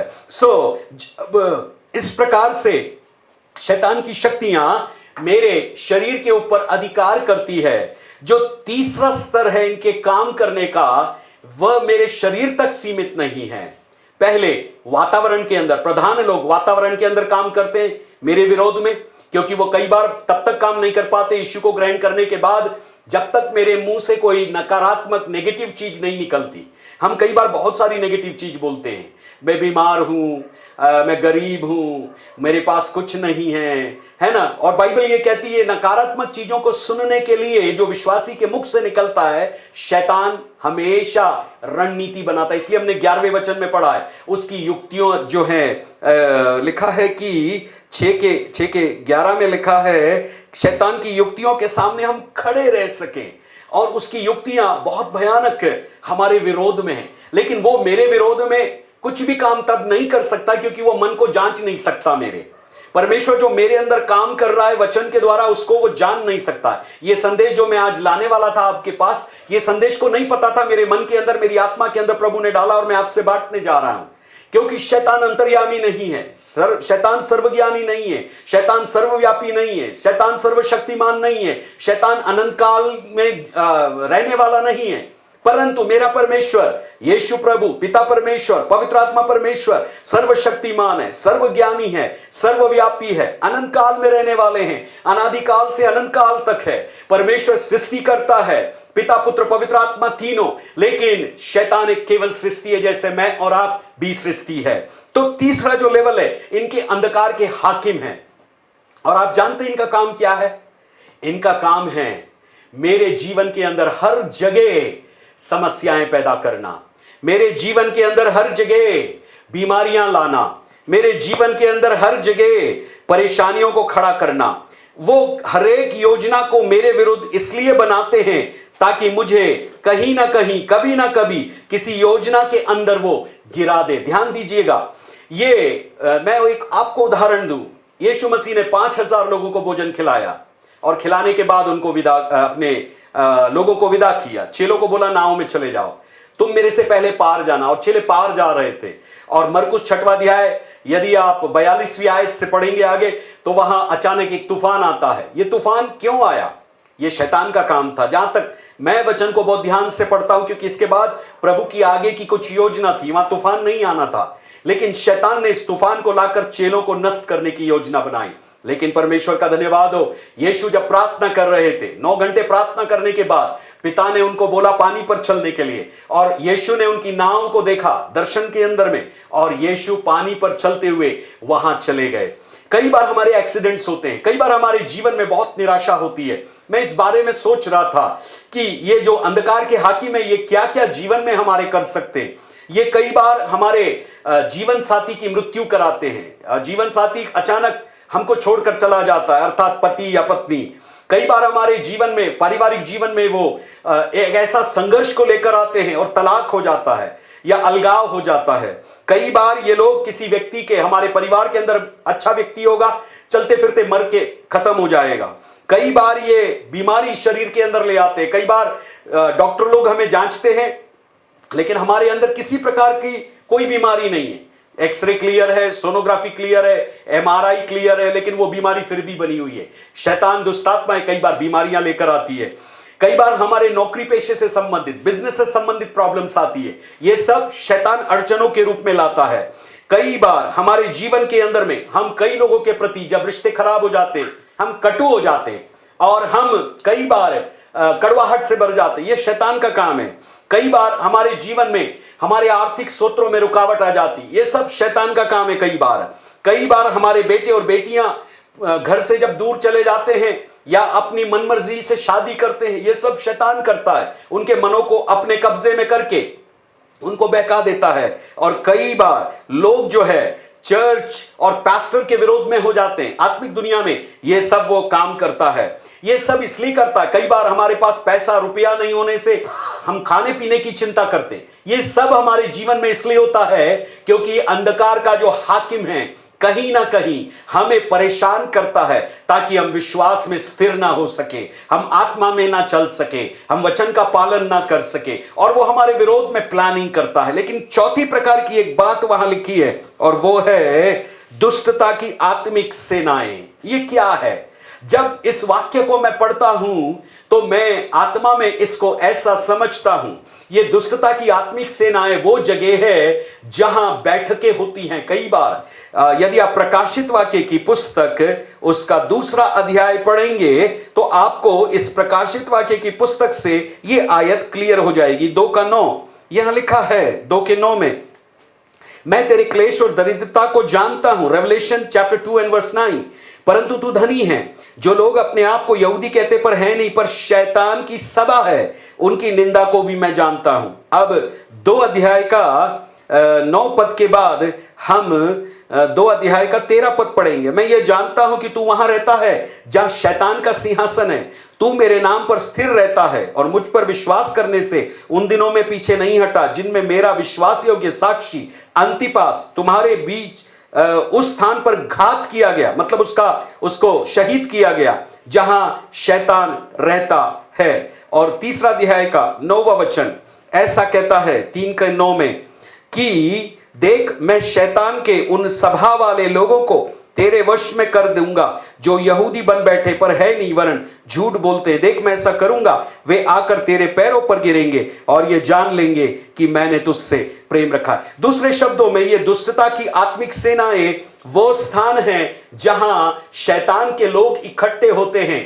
तांत्रिक शक्तियां और हर प्रकार का साधना, हर प्रकार की दुष्टता की शक्तियों को बुलाते हैं और उनको लोगों के ऊपर भेजते हैं और उनको लोगों को परेशान करते हैं।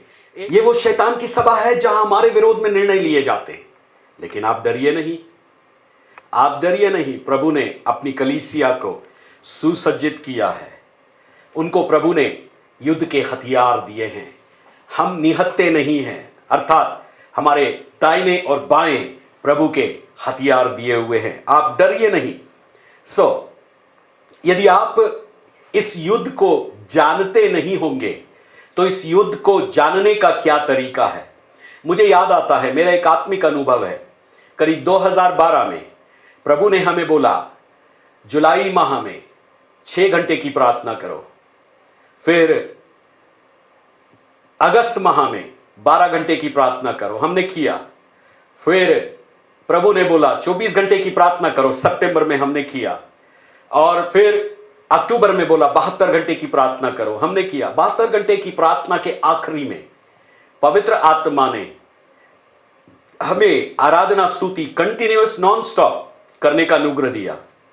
हमारे गांव के कुछ पास्टर्स थे हमारे साथ में, खंडवा से, खरगोन से और कुछ और जगहों से, वो हमारे साथ में थे और हम निरंतर स्तुति आराधना प्रार्थना करते रहे। आखिरी दिन एक बहुत जाना माना गुरु जो गुजरात के अंदर जिसका आश्रम है, मैं नाम को उसको नहीं बताना चाहता हूं यहां पर क्योंकि ये टीवी पर प्रसारित होगा। उस गुरु ने, जिसका आश्रम हमारे घर के पीछे है गांधीनगर में, भोपाल के अंदर, उसने हमारे विरुद्ध कुछ जादू टोना भेजा, मंत्र भेजे और हम 3-4 घंटे उस युद्ध के अंदर में गए। हमें नहीं पता था युद्ध कैसे करना है। हमने पवित्र आत्मा को बोला, पवित्र आत्मा इस युद्ध को आप करिए, हमको नहीं पता।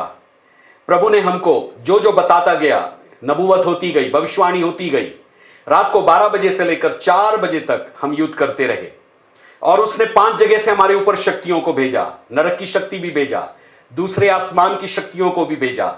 प्रभु ने वो सब वापस किया और उसने दूसरे और तीसरे दिन और भी कुछ बड़े बड़े शक्तियों को भेजने का प्रयास किया। उसके कब्जे में एक चुड़ैल थी जिसके द्वारा से वो बहुत गंदे काम करवाता था और वो शक्तियां प्रभु ने पुनः एक बार नरक से जो उसने बुलाई थी 200 दिन का मौन व्रत रखकर उसको वही वापस कर दी।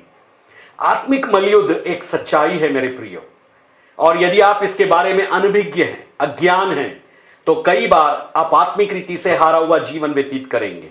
पवित्र आत्मा ही आपको अच्छी ट्रेनिंग दे सकते परमेश्वर के वचन के द्वारा। हमने उन दिनों में यह सीखा और उसी के बाद हमारी चर्च बिल्डिंग बनना शुरू हुई और प्रभु ने इस इलाके को खोल दिया, क्योंकि उस गुरु ने 5 प्रकार के खून का बलिदान चढ़ाया था, जानवर से लेकर मनुष्य तक, और इस एरिया को बांध के रखा था। लेकिन प्रभु ने हमारे लिए इस एरिया को खोल दिया और उसके बाद उस समय से लेकर 2012 से आज तक हम यहां पर आत्मिक रीति से प्रभु का कार्य कर रहे हैं। तो हमें इस मलयुद्ध के द्वारा यह समझ में आता है कि हमारे इलाके के वातावरण के अंदर प्रधान की शक्ति पाई जाती है, अधिकारियों की शक्ति मनुष्यों के शरीरों को व्यभिचार में, गंदे कामों में, लुचपन में, लीला क्रीड़ा, अश्लीलता में, लीला क्रीड़ा अर्थात अश्लीलता, धूमधाम, हर प्रकार की पार्टी सार्टी, इन चीजों में लोगों को वो लेकर के जाते हैं और लोग शैतान के कब्जे में चले जाते हैं। लेकिन जो लोग प्रभु को ग्रहण करते हैं वो लोग के विरोध में शैतान परिस्थितियां लाता है, गरीबी लाता है, परिवार को कई बार तबाह करने की कोशिश करता है। लेकिन आप डरिए नहीं, उन सभाओं के अंदर में जो शैतान की दुष्टता की शक्तियों को लेकर बैठते हैं, बुलाते हैं, उनके अंदर निर्णय लिए जाते हैं हमारे विरोध में, हमें श्राप दिया जाता है। लेकिन आप डरिए नहीं, यीशु मसीह की ओर से इफिसी 1:3 के अनुसार हम आशीष पा चुके हैं, पिता की आशीष, पुत्र की आशीष और आत्मा की आशीष। अब मैं आपका ध्यान इस तरफ ले जाना चाहता हूं जो इफिसी उसके 6वें अध्याय के अंदर हमारे लिए दिए गए हथियार है। यहां पर लिखा है 11वें वचन में, 10वें वचन में, 6 का 10, इफिशियंस 6:10, इसलिए प्रभु में और उसकी शक्ति के प्रभाव में बलवंत बनो। में यह बोला गया है हमें बलवंत होना है। प्रिय विश्वासियों, आपको प्रभु में बलवंत होना है, प्रभु के अनुग्रह में बलवंत होना है, प्रभु के वचन में बलवंत होना है, प्रभु के आत्मा में बलवंत होना है, प्रभु की पवित्र आत्मा की सामर्थ में बलवंत होना है और आपको निरंतर प्रभु की ओर देखना है। और कई लोगों की ये एक ऐसी सोच बन गई है, हर चीजों में दुष्ट आत्मा देखते। कभी मत ऐसा कीजिए। मैं आपको सुझाव दूंगा, हर चीज में शैतान या दुष्ट आत्मा नहीं है। आपको परख की आत्मा की जरूरत है। प्रभु पवित्र आत्मा से यीशु का जो वरदान है परख का, वो मांगिए ताकि आप चीजों को परख सके। ये परख का वरदान आपको जब मिलेगा तब परमेश्वर पिता आपको, पुत्र आपको, परमेश्वर और परमेश्वर पवित्र आत्मा आपको मनुष्यों के दिलों में और विचारों में चलने वाली बातों का बयान करेंगे। शैतान के राज के अंदर आपके विरोध में क्या कल्पनाएं या शक्तियां की जा रही है, भेजी जा रही है, वो बताएंगे। और परमेश्वर के राज्य में स्वर्गदूत क्या काम कर रहे हैं, परमेश्वर का वचन आपके अंदर प्रकाशन के रूप में आएगा और कई बार प्रभु आपकी आत्मा को स्वर्ग उठाएगा और इस वरदान के द्वारा आपके अंदर बड़ा काम करेगा। अब यहां 13वें वचन में लिखा है, इसलिए परमेश्वर के सारे हथियार बांध लो कि तुम बुरे दिन में सामना कर सको और सब कुछ पूरा करके स्थिर रह सको। पहले बोला है खड़े रहने के लिए, फिर बोला है स्थिर रहने के लिए। इसका मतलब जब हम हथियार पहन लेते हैं तब हम खड़े रहते हैं और हम स्थिर रहते हैं। Hallelujah, hallelujah. शैतान हिलाएगा, डुलाएगा, हमें हर प्रकार की परिस्थिति लाएगा, लेकिन हमारा जीवन यीशु मसीह में होने के कारण वो कभी हमको हरा नहीं पाएगा। ये जो हथियार यहां दिए हैं 6 हथियार है, इसमें से एक ही हथियार मारने के लिए है, बाकी 5 हथियार बचाव के लिए। इन हथियारों पर जब आप मनन करेंगे तो यह हथियार कुछ और नहीं है परंतु यीशु मसीह स्वयं है। It is Jesus Christ only. क्योंकि गलातियों 3:26-27 में जब यीशु मसीह में कोई बपतिस्मा लेता है, प्रभु को उद्धारकर्ता मान लेता है, वो प्रभु को पहन लेता है। रोमियो की पत्री, रोमन्स 13 चैप्टर 11 वर्स, 13वें अध्याय के 11वें वचन में लिखा है, तुम यीशु मसीह को पहन लो कि शरीर की लालसाओं को किसी रीति से पूरा ना कर सको। इसका मतलब यह है यीशु मसीह को पहनना मतलब हथियारों को लेना। हालेलुया। तो पहला हथियार यहां पर दिया है, सत्यता से अपनी कमर कसना। यीशु मसीह मेरी सत्यता है, यूहन्ना 14:6 के अनुसार। धार्मिकता की झिलम पहनना, यीशु मसीह मेरी धार्मिकता है। दूसरा कुरिन्थियों 5:21 के अंदर लिखा है, जो पाप से अज्ञात था उसको मेरे लिए पाप ठहराया गया ताकि मैं उसके द्वारा परमेश्वर की धार्मिकता बन जाऊं। रोमियो 4 अध्याय और आखिरी वचन भी कहता मैं उसके जी उठने के कारण धर्मी ठहराया गया हूं। देन लिखा है सुसमाचार के तैयारी के पांवों में मेल के सुसमाचार के तैयारी के जूती पहनना। दूसरे शब्दों में यीशु मसीह मेरी शांति है। इफिसी 2:14, कुलुस्सियों 1:20 में लिखा है कि यीशु मसीह मेरी शांति है। परमेश्वर के साथ मेरा मेल मिलाप हुआ है और वो मेल मिलाप मुझे यह सिखाता है जब मैं उसके साथ मेल मिलाप कर लेता हूं तो मुझे लोगों के साथ मेल मिलाप करना, और जो लोग इस मेल मिलाप में नहीं है मुझे उनको भी प्रभु के पास लाना है। इन सब के साथ विश्वास की ढाल लेकर स्थिर रहो। इसका मतलब मेरी विश्वास की जो ढाल है वो यीशु है। गलातियों की पत्री गलेशियंस 2:20 में पौलुस कहता है कि मैं जीवित नहीं रहा परंतु मसीह मुझ में जीवित है। मैं जो जीवित हूं उस विश्वास से जीवित हूं जो परमेश्वर के पुत्र पर है, जिसने मुझसे प्रेम किया और अपने आप को मेरे लिए दे दिया। फिर कहता है स्थिर रहो जिससे तुम उस दुष्ट के सब जलते हुए तीरों को बुझा सको। हालेलुया।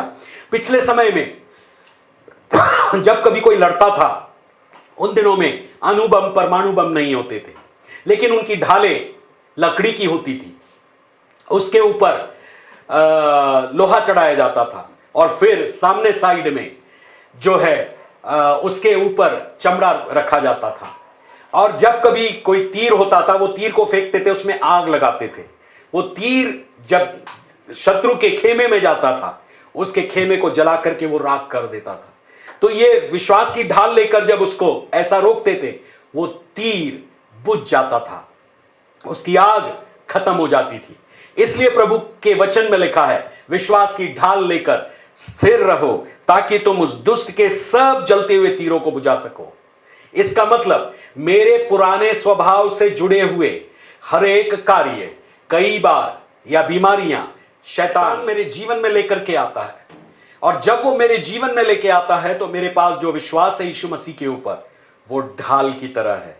और जब मैं विश्वास करता हूं और शैतान को कहता हूं शैतान सुन, तू हारा हुआ है, तू मुझे कभी परेशान नहीं कर सकता है, अचानक उसके जलते हुए तीर आकर के बुझ जाते। और तब लिखा है आखिरी सेकंड में उद्धार का टोप। यीशु मसीह मेरा मुक्तिदाता है, मेरा उद्धार है। और जब जब मैं ये अपने मुंह से कहता हूं यीशु को मैं अपने जीवन के अंदर राजा स्वामी करके कहता हूं, मेरी बुद्धि को मुझे बार बार ये सिखाना पड़ेगा यीशु मेरा उद्धार करता है, वो मेरे परिवार का उद्धार करता है, वो मेरे बिजनेस का उद्धार करता है, वो मेरे घर का उद्धार करता है, वो मेरे बच्चों का उद्धार करता है, वो मैं जो कुछ करता हूं उन सब का उद्धार करता है। यीशु मेरा मालिक है, स्वामी है। और जब मैं ऐसा कहता हूं तो मैं उद्धार के टोप को, यीशु रूपी टोप को मैं पहने रखता हूं। और आखिरी में लिखा है कि आत्मा की तलवार जो परमेश्वर का वचन है ले लो, और ये भी यीशु मसीह है। यूहन्ना 1 और उसके 1 में लिखा है आदि में वचन था, वचन परमेश्वर के साथ था, वचन परमेश्वर था, वचन देहधारी हुआ। यीशु मसीह वह वचन है जो मेरे और आपके लिए देह धारण करके आया। और यीशु ने अपने चेलों को कहा यूहन्ना 15:3 में, जो वचन मैंने तुमसे बोले उसके कारण तुम शुद्ध हो। परमेश्वर का वचन हमें शुद्ध करता है। इफिसी की पत्री 5 अध्याय 26 और 27 वचन में भी लिखा है कलीसिया को प्रभु अपने वचन के द्वारा जल के स्नान से शुद्ध करके तेजस्वी कलीसिया बना रहा है, बेदाग बेजुर्री बना रहा है, ताकि उसको अपने सामने में खड़ी करे। Hallelujah, hallelujah. जिस प्रकार हम प्रतिदिन नहाते हैं वैसे ही परमेश्वर हमें वचन के द्वारा नहलाता। लेकिन कई बार शैतान हमारे विरोध में जब कोई परीक्षा लाता है, बीमारी लाता है, दुख लाता है, गरीबी लाता है, और अलगाव लाता है, डाइवोर्स लाता है, रिश्तों में खराबी लाता है, दिमाग के अंदर में चिंता और हर प्रकार की समस्याओं को लाता है, हमको वचन याद होना चाहिए। वो आत्मा की तलवार है। जैसे यीशु के सामने में शैतान ने बोला पत्थर को रोटी बोलने के लिए कह दे, वो बन जाएगी क्योंकि तू परमेश्वर का पुत्र है। और यीशु ने कहा परमेश्वर का वचन पर जो चलता है, परमेश्वर के वचन को जो सुनता है, उसके अनुसार चलता है, वो उसके लिए जीवन की रोटी है। तो यीशु ने यह वचन बोला और अपनी भूख का उसने इनकार किया। जिस परीक्षाओं में हम गिरते हैं, कई बार उस परीक्षाओं में जब हम परमेश्वर के वचन को बोलते अपने मुख से, शैतान वही परास्त हो जाता है। वो आत्मा की तलवार है। प्रभु करे कि यह आत्मा की तलवार आप लेने पाए। और 18वें वचन में लिखा है इन हथियारों को हमको कैसे पहनना है, हर समय हर प्रकार से आत्मा में प्रार्थना और विनती करते रहो और इसीलिए जागते रहो कि सब पवित्र लोगों के लिए लगातार विनती किया करो। इसका मतलब हमें हर प्रकार से हर समय हर प्रकार से आत्मा में प्रार्थना करना सीखना है। आत्मा में प्रार्थना मतलब हमें आत्मा की सहायता से प्रार्थना करना है, आत्मा की समझ से प्रार्थना करना है, आत्मा की इच्छा में प्रार्थना करना है, आत्मा की ताकत में प्रार्थना करना है, आत्मा के शब्दों में प्रार्थना करना है, आत्मा के विचारों में प्रार्थना करना है। यदि इन सब बातों को मैं यदि एक जगह रखूं, आत्मा के प्रार्थना करने का मतलब, जब मैं अन्य भाषा में प्रार्थना करता हूं और प्रभु से उसका अनुवाद मांगता हूं, पवित्र आत्मा जब मुझे अनुवाद देता है, मैं आत्मा में प्रार्थना करने लगता हूं। लिखा हर समय, रात हो, दिन हो, सुबह हो, शाम हो, चलते फिरते, उठते बैठते, बिजनेस करते हुए, लोगों से बात करते हुए हम अन्य भाषा में प्रार्थना करते रहे। और फिर लिखता है कि हर प्रकार से आत्मा में प्रार्थना करो। ये हर प्रकार की प्रार्थना क्या है? जब मैं इस पर ध्यान करता हूं तो मुझे समझ में आता है प्रार्थना कई प्रकार की है। कई बार हम छुटकारे की प्रार्थना करते हैं, कई बार हम सुरक्षा की प्रार्थना करते हैं। जब हम 2-3 विश्वासियों के साथ या चर्च के साथ होते हैं, हम सहमति की प्रार्थना करते हैं। कई बार हम पश्चाताप की प्रार्थना करते हैं, कई बार हम स्तुति की प्रार्थना करते हैं, कई बार हम धन्यवाद की प्रार्थना करते हैं, कई बार हम दूसरों के लिए मध्यस्थता की प्रार्थना करते हैं। हम दूसरों के लिए मध्यस्थता इसलिए करते हैं क्योंकि जब वे गलती करते, हम कहते हैं प्रभु उन पर दया कर। जब उन्होंने कोई पाप किया हो, प्रभु इन पर तरस खा। कई बार हम मध्यस्थता की प्रार्थना करते हैं। इन दिनों में जो लॉकडाउन के चलते कई देशों के अंदर कोरोना वायरस के कारण प्रभु के कई भक्त लोग और कई दासियां और कई दास मध्यस्थता की प्रार्थना कर रहे हैं, देशों के लिए, जातियों के लिए, मोहल्लों के लिए, नगरों के लिए, राज्यों के लिए, जिसके द्वारा से ये कोरोना का प्रभाव लोगों के जीवन से जाता रहे और लोग यीशु को ग्रहण करें। फिर कई बार वचन के अनुसार प्रार्थना करना, कई बार हमको वचन के आधार पर प्रार्थना करना है। जब जब हमने ऐसा किया हमारे जीवन के अंदर, हमने यह महसूस किया कि प्रार्थनाओं के उत्तर बहुत शीघ्र मिले। वचन बोलिए, जैसे यहोवा मेरा चरवाहा है, मुझे कुछ घटी ना होगी। उदाहरण के लिए, यीशु के कोड़े खाने से मैं चंगा हो गया हूं। जब आप वचन की प्रार्थना करेंगे, प्रभु आपको इस हर प्रकार की प्रार्थना पवित्र आत्मा आपको लेकर के जाएंगे। कई बार आपको जो है समर्पण की प्रार्थना करना है। रोमियो 12:1 कहता है, अपने शरीर को जीवित, पवित्र, भावता हुआ बलिदान करके चढ़ा दो। ये तुम्हारी आत्मिक सेवा, ये समर्पण की प्रार्थना है। कई बार हम लोगों के साथ मिलकर विनती करते, गिड़गिड़ाते हैं, जैसे परमेश्वर के दास एलिया ने गिड़गिड़ाया, 3 साल तक मैं नहीं बरसा, 3.5 साल तक, और उसके बाद उसने प्रभु से प्रार्थना किया तो मैं बरसा। तो ये विभिन्न प्रकार की प्रार्थना करने के लिए और जागते रहने के लिए कह रहा है। जागते हम तब रहते जब हम हर बात के लिए धन्यवाद देते हैं, और जब हम हर बात के लिए धन्यवाद देते हैं, हम हर समय हर प्रकार से आत्मा में पवित्र लोगों के लिए प्रार्थना करते हैं। इसका मतलब हमारी प्रार्थनाएं हम तक सीमित नहीं रहना है, हमारी प्रार्थनाएं हमेशा दूसरों के लिए होना है। दूसरों के लिए धन्यवाद, दूसरों के लिए स्तुति, दूसरों के लिए मध्यस्थता करना, दूसरों के लिए पश्चाताप करना। यदि यह स्वभाव हमारे अंदर आ गया तो हम इन सारे हथियारों को पहन लेंगे। अब आपके अंदर एक सवाल और आएगा, यदि मैं दूसरों के लिए प्रार्थना करता हूं, क्या अटैक होगा मेरे ऊपर, क्या आक्रमण होगा? मैं कहूंगा कभी नहीं होगा, क्योंकि जब आप यीशु को पहने हुए, जब आपके जीवन में पाप का कोई भी दाग नहीं है, आपने पापों का पश्चाताप करके हर इलाके को अपने जीवन के, अपनी ज्ञान इंद्रियों को, अपनी इच्छा को, अपने विचारों को, अपनी भावनाओं को, अपनी आत्मा को प्रभु को दे दिया है। और पाप जब कभी आपसे होता है, बाई गलती, मिस्टेक, आप तुरंत माफी मांगते हैं, तो पाप का दाग आपके ऊपर नहीं है, पाप का दोष आपके अंदर नहीं है। पवित्र आत्मा यीशु का लहू लेकर वहां आपको साफ कर देता है, तो शैतान कभी भी आपके ऊपर आक्रमण नहीं कर सकता है। हालेलुया, क्योंकि प्रभु अपने लोगों को लहू की सुरक्षा देता है। अब मैं संक्षिप्त में ऐसा कहूं, 6 अध्याय का 10वां वचन हमें यह सिखाता है कि हम एक प्रभु की सामर्थ्य में योद्धा हैं। 11 और 12 वचन हमें यह सिखाता है, हम योद्धा तो है लेकिन हमको हथियार दिए गए हैं। अब आपको 14 पद से लेकर 18 वचन तक प्रभु ने हथियारों से सज्जित किया है, एम्पावर किया है।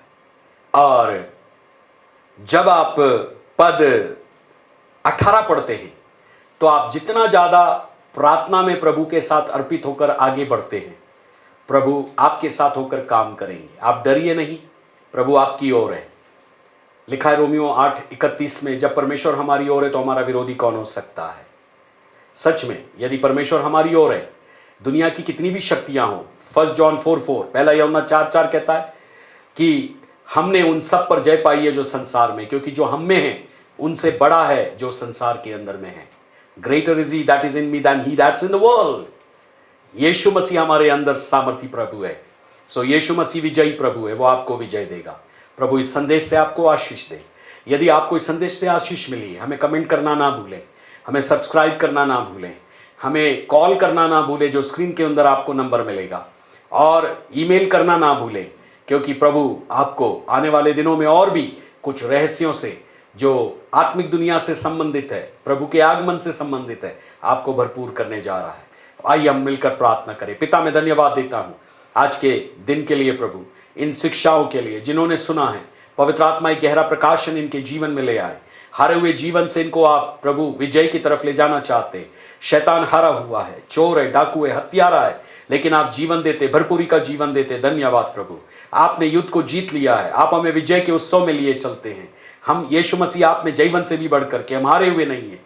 हम शरीर पर और शरीर की अभिलाषाओं पर, संसार पर और संसार की अभिलाषाओं पर, और हर प्रकार के प्रधानता, अधिकार, अंधकार के हाकिम, दुष्टता की आत्मिक सेनाओं पर जय पा चुके हैं, और यीशु मसीह में हम विजयी हैं। धन्यवाद इस बात के लिए, क्योंकि परमेश्वर का वचन हम में बना रहता है और हमने दुष्ट पर जय पाई है। सारा संसार दुष्ट के वश में पड़ा है, लेकिन आपने हमको अनंत जीवन दिया और समझ दी है, उसके लिए हम आपको स्तुति देते हैं। सारा आदर, इज्जत, महिमा है प्रभु आपको मिले, और जितने लोगों ने सुना इनके मन को प्रकाशित करे। पवित्र आत्मा इनके अंदर इन प्रकाशनों को लेकर आए और इनको यीशु के प्रकाशन से भर दे, कि यीशु को जब हम पहन लेते हैं तो हमें इस दुनिया में कोई शक्ति छू नहीं सकती है। धन्यवाद इस बात के लिए, यीशु के सामर्थी नाम से, आमीन। प्रभु आपको आशीष दे। शालोम।